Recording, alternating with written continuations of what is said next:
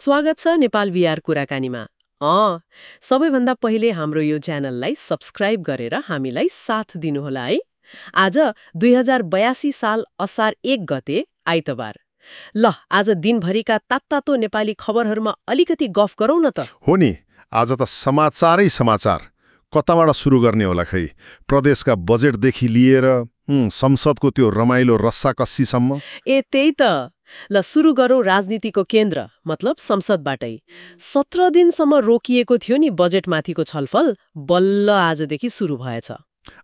सुरु त भयो, तर विपक्षी दलहरू खास गरी रासपपा र राप्रपाको विरोध त उस्तै छ रे। नाराबाजी, वेल घेराउ। हो र, तैपनि सभामुखले बैठक अघि बढाउनु भएछ। खै, लोकतन्त्रमा यस्तै हो कि क्या हो? हो, संसदको यो गलफत्ती त चलिरहन्छ। तर आज अर्को ठूलो कुरा भयो नि। 7 प्रदेशले आगामी आर्थिक वर्ष मतलब 2082-83 को बजेट ल्याए। बजेटको दिन आज। कत्रो आएछ त बजेट? अङ्क त ठूलै छन्, जस्तो कोशीको करिब 36 अर्ब, लुम्बिनीको झण्डै 39 अर्ब, गण्डकीको 32 अर्ब जति, सुदूरपश्चिमको 33 अर्ब भन्दा अलि बढी। तर सुदूरपश्चिममा त्यो राजस्व खर्चको हिसाब छ नि, त्यो अझै नेगेटिभ नै देखिन्छ। अनि मध्य प्रदेशको नि, त्यहाँ त झन् ठुलो होला है? हो, मधेसको सबभन्दा ठुलो 46 अर्ब नाग्यो। तर त्यहाँ एउटा अचम्मको कुरा देखियो नि। के अचम्म? त्यो जनमत पार्टी नेतृत्वको सरकार छ नि, जो किसान आन्दोलनबाट आएको भन्छन्, उनीहरूले कृषि मन्त्रालयको बजेट नै घटाएछन्, भूमि व्यवस्था र सिंचाई सहितको। हो र, नीति कार्यक्रममा त कृषिमा आत्मनिर्भर हुने कत्रो ठुलो कुरा थियो। यो त कस्तो उल्टो भयो नि। त्यही त, नीति एकातिर बजेट अर्कैतिर। कि स्रोत पुगेन कि प्राथमिकता बदलियो, खै के हो? यसले अलि प्रश्न त उठाउँछ। बिल्कुल। ल, अब अलिकति अर्थतन्त्रतिर लागौं। शेयर बजार नेप्सेको के छ खबर? नेप्से आज थोरै बढ्यो, मतलब 0.47 अङ्कले मात्रै 2655 अङ्कमा पुगेको छ। कारोबार रकम चाहिँ राम्रो छ, 11 अर्ब 44 करोड भन्दा बढी। फेरि पनि हाइड्रो पावरकै दबदबा देखियो। अनि राष्ट्र ब्याङ्कले पनि के गर्दैछ रे? पैसा धेरै भयो रे बजारमा। त्यो अधिक तरलता भन्छन् नि, त्यो व्यवस्थापन गर्न 40 अर्ब रुपियाँ झिक्दैछ रे बजारबाट।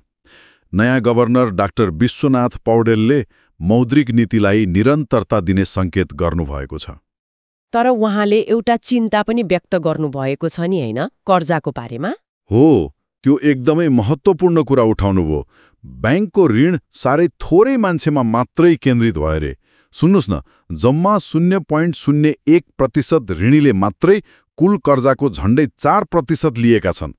ओहो, 0.01%ले 4%? यो त अचाक्ली भएन र? त्यही त, यो डरलाग्दो केन्द्रीकरण हो। यसले साना उद्यमीलाई पैसा पाउन गाह्रो बनाउँछ। अर्थतन्त्र केही सीमित व्यक्तिको हातमा मात्रै घुम्ने जोखिम हुन्छ नि। हो त नि। तर एउटा राम्रो खबर पनि छ है, बिजुली बेच्ने कुरामा। त्यो चाहिँ एकदमै सकारात्मक। नेपालले बल्ल बङ्गलादेशमा 40 मेगावाट बिजुली बेच्न सुरु गर्यो, भारतको बाटो हुँदै।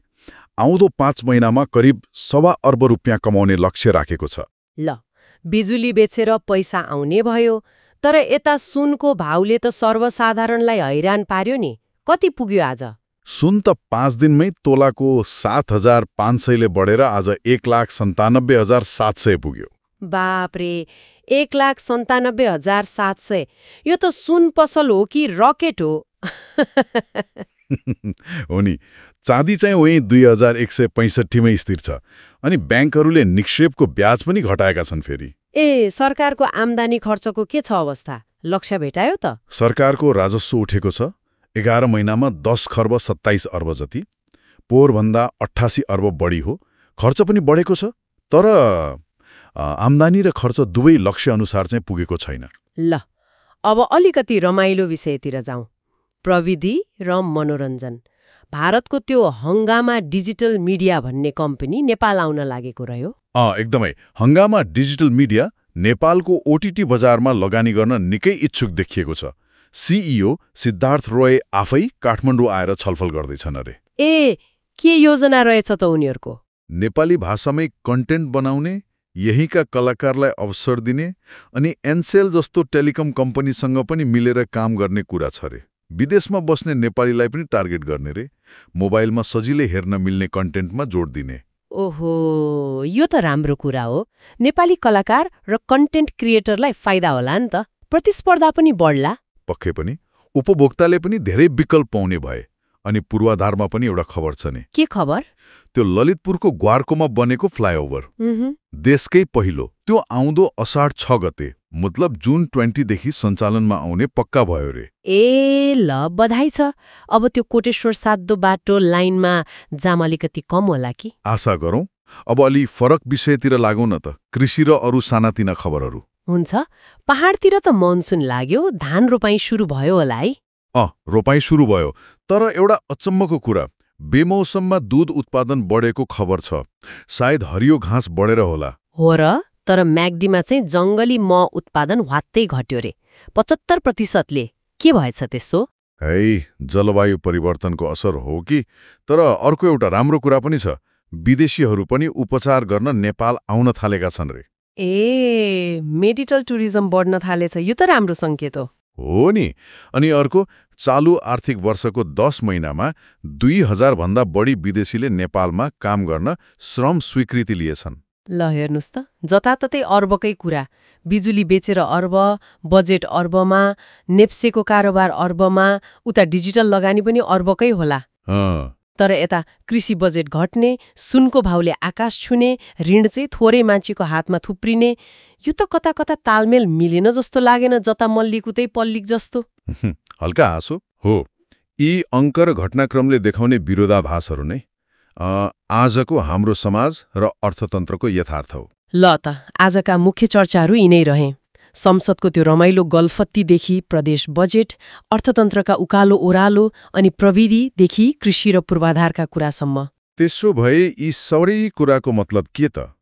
एकातिर हामी डिजिटल प्लेटफर्म भित्र्याउने, विदेशमा बिजुली बेचेर अर्बौं कमाउने सपना देख्दैछौँ, अनि अर्कोतिर कृषि जस्तो आधारभूत क्षेत्रको बजेट घट्छ, पैसा थोरै मान्छेको हातमा छ। हो। यो आधुनिक सपना र जमिनको यथार्थ बीचको सन्तुलन कसरी मिलाउने होला? यो प्रश्न आज हामी सबैले सोच्नुपर्ने देखिन्छ। बिल्कुल। यही गम्भीर प्रश्नमा सोच्दै गर्नुहोला। आजलाई यति नै गरौँ है त। कार्यक्रम कस्तो लाग्यो कृपया लाइक र कमेन्ट गरेर भन्नुहोला। अनि हाम्रो च्यानललाई सब्स्क्राइब गर्न पनि नभुल्नुहोला नि। हो, सब्स्क्राइब गर्न नभुल्नुहोला। फेरि भेटौँला अर्को अङ्कमा। नमस्कार। नमस्कार।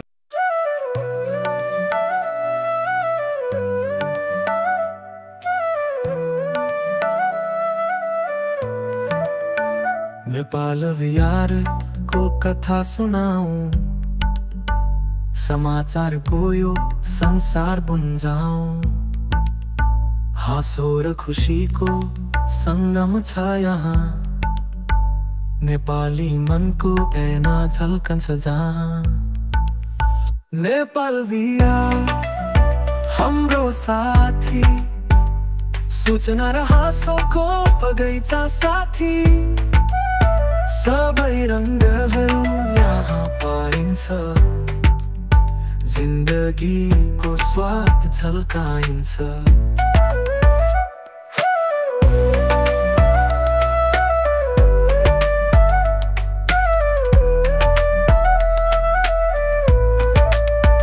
स्टक एक्सचेन्जको खेल बताउँछ,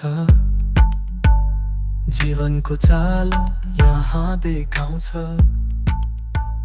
बजारको गति यहाँ।